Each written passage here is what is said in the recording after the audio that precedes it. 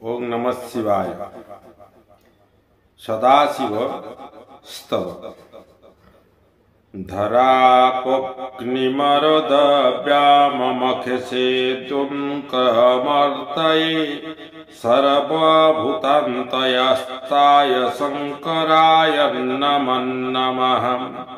पृथ्वी जल अग्नि वायु आकाश यज्ञ ईश चंद्र सूर्य यही अष्टमूर्ति रूपे प्रकाशित सकल भूतंकर अनंतरस्थ शंकर को मु नमस्कार करुछि।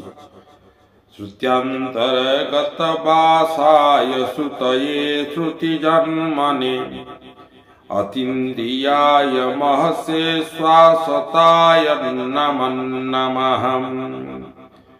वेदरे प्रतिपाद्य वेद रूपी वेद जन्मा अतीन्द्रिय महान तथा शाश्वत को नमस्कार करुछि। स्थूल सूक्ष्म विभागभ्यामनिदेशाय संभवे भवाय भवभूताय दुःखहन्त्रे नमस्तुते।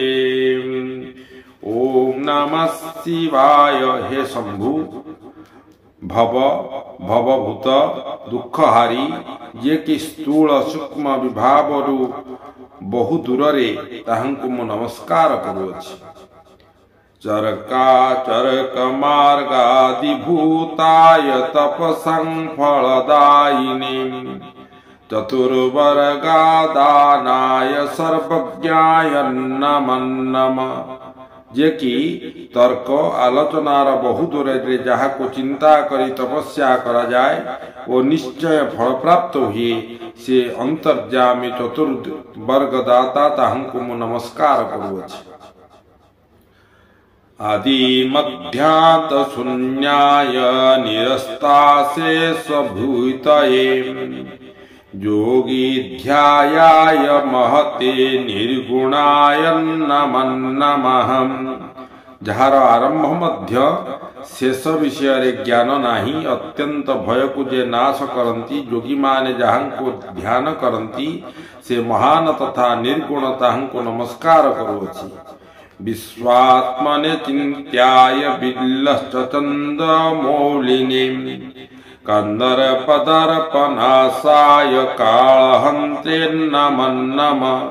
जे सारा सृष्टिर आत्मा जहाँ को चिंता करा जाए चंद्र जहार मस्तकरे जे कंदर्पर दर्प को नाश करिथिले जे काल को नाश करंती ताहंकु मु नमस्कार करुछि।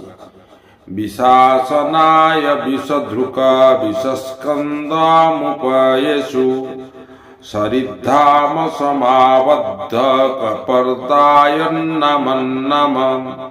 जे गरड़ पान करिथिले से वृषभ स्कंदारूढ़ जहार जटा मध्यरे गंगा आबद्ध ताहंकु मु नमस्कार करुछि।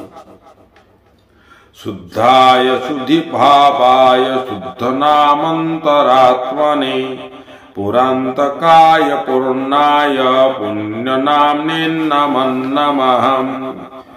पवित्र जहार चिंता अत्यंत शुद्ध जे साधु मानकर अंतरात्मा जे सर्वत्र विद्यमान से ही पूर्ण पुण्य बंतों को नमस्कार करुछि।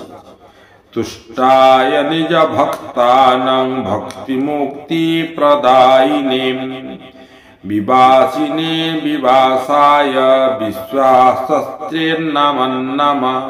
भक्तमानक प्रति संतुष्ट हेले भोग मोक्ष प्राप्त हुए जे सर्वव्यापी दिगंबर से विश्वास शास्त्र तांको नमस्कार करुछि। त्रिमूर्ति मूलभूताय त्रिनेत्रायादि संभवे त्रिधाम्ना धाम रूपाय जम्नघाय नमः। जे ब्रह्मा विष्णु महेश्वर यही तीन मूर्ति मध्य श्रेष्ठ जे त्रिनेत्रधारी आदि पुरुष स्वर्गमर्त्य पाताल जहारी अवस्थित जे पुनर्जन्म न देई मुक्ति मोक्ष दियंती ताहंको नमस्कार करुछि। देवासुर शिरोरत्न किरणारुणितांघ्रये कांताय निज कांताई दतार्धाय नमः। देवता असुर मानकर शिरर रत्नस्थिकरण जार पादपद्म अलौकित जे तेजमय निजर कांतको अंगर अर्ध रूप धारण करियछन्ति ताहांकु मु नमस्कार करुअछि। त्वत्तेनानेन पूजायं प्राणे छगजत पतिं भक्ति मुक्ति प्रदं साक्षात् सर्वज्ञं परमेश्वरम। एही स्तोत्र को तीन काल रे पाठ कले महादेव श्री शंभु अत्यंत प्रीत होई मुक्ति प्रदान करिथांती। जय जगन्नाथ। ओम नमः शिवाय।